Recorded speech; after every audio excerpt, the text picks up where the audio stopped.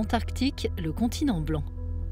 Cette immense région autour du pôle sud, parmi les plus vierges de notre planète, est entourée d'un océan qui joue un rôle essentiel au plan climatique. Il absorbe près des 3/4 de l'excès de chaleur et quasiment le tiers du CO2 capturé par les océans de la planète. Un environnement précieux, mais menacé. Le changement climatique a des conséquences visibles et potentiellement irréversibles sur la vie marine et la biodiversité.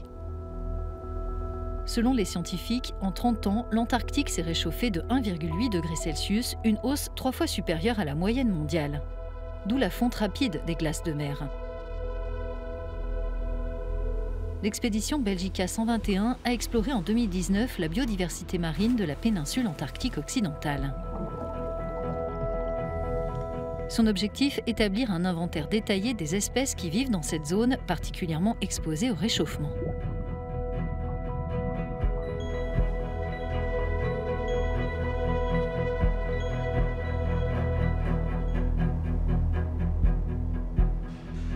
Bruno Danis, biologiste marin et professeur à l'Université libre de Bruxelles, a dirigé cette mission qui a permis de collecter plus de 2000 échantillons organiques et minéraux.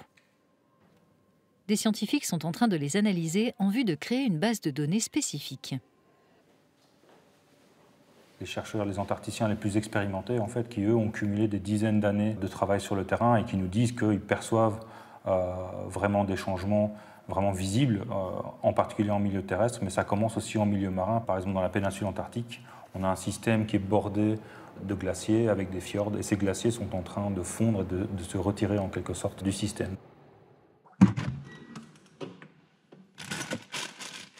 Grâce à l'étude de ces modifications qui résultent du changement climatique, les chercheurs pourront établir des scénarios sur l'avenir des écosystèmes.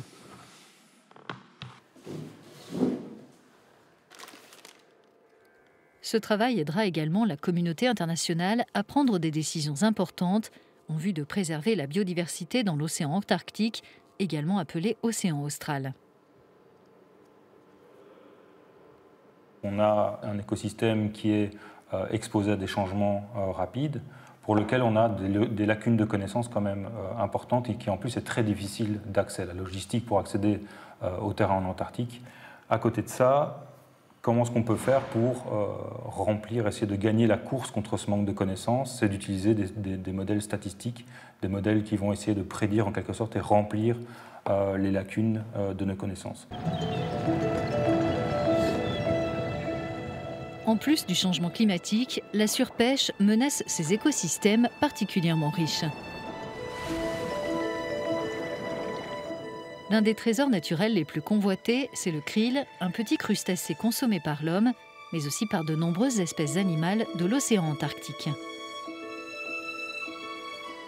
Pour protéger la vie marine et gérer les entreprises de pêche dans la région, une commission pour la conservation de la faune et la flore marine de l'Antarctique, appelée CCAMLR, a été fondée en 1982. Elle travaille notamment à la mise en place d'aires marines protégées. Une mesure appliquée uniquement si tous ses membres y sont favorables. À ce jour, seules 2 aires de ce type, ici en vert, ont été instaurées. 2 autres, ici en orange, sont envisagées par cette commission et soutenues par l'Union européenne et ses États membres. Une dernière, également orange, au niveau de la péninsule occidentale, a été proposée par l'Argentine et le Chili. La création de ces 3 nouvelles aires permettrait à elle seule de protéger 1% des océans de la planète. La préservation de l'Antarctique ressemble à une partie d'échecs qui se joue à l'échelle mondiale. L'Union européenne soutient un plan visant à créer la plus grande aire marine protégée de l'histoire. Pour y parvenir, le commissaire européen à l'environnement, aux océans et à la pêche, Virginijus Sinkevičius, a besoin d'alliés solides. Le plan mis en avant par l'Union est soutenu par les États-Unis, l'Australie, la Nouvelle-Zélande, l'Uruguay, la Norvège et le Royaume-Uni, tandis que la Chine et la Russie continuent de s'opposer aux propositions qu'il prévoit, principalement pour protéger leurs intérêts dans le secteur de la pêche.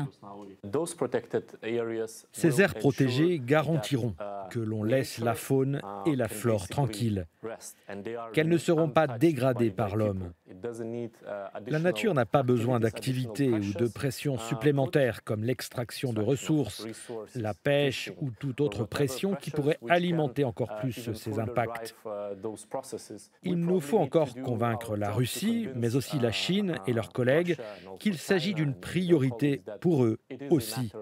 Comme je l'ai dit, nous sommes prêts à nous impliquer.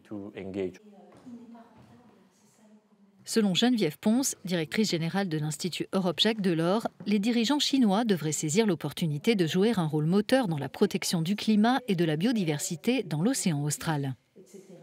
En Chine, nous savons que Xi Jinping s'est engagé en septembre 2020 devant l'Assemblée générale des Nations unies à être neutre en carbone d'ici 2060. Donc il y aurait une grande contradiction dans son attitude, dans son engagement, s'il laissait par ailleurs détruire ce qui est probablement le principal puits de carbone existant. L'OIT, vous savez, l'Organisation internationale du travail. Les Russes ont été parmi les premiers signataires du traité sur l'Antarctique, qui date du 1er décembre 1959 et qui a été conclu en plein milieu de la guerre froide. Donc c'est un continent qui est dédié à la paix et à la science.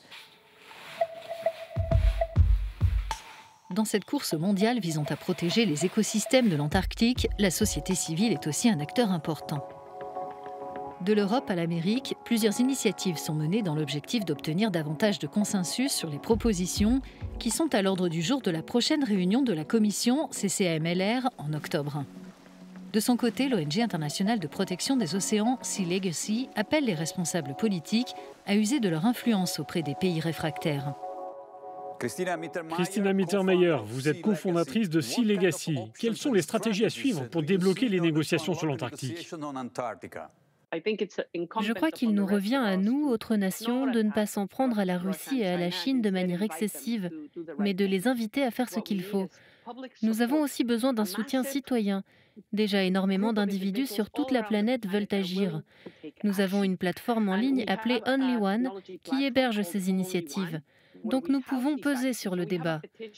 Ce que nous demandons à la CCAMLR, c'est d'accélérer les décisions sur la protection de l'Antarctique. La mise en place des aires marines protégées n'est pas une solution miracle aux conséquences du changement climatique. Mais elle pourrait aider les écosystèmes à s'adapter au réchauffement. De nombreux scientifiques et décideurs politiques appellent à préserver au moins 30% des océans à travers le monde d'ici à 2030. De quoi protéger la santé de notre planète à long terme.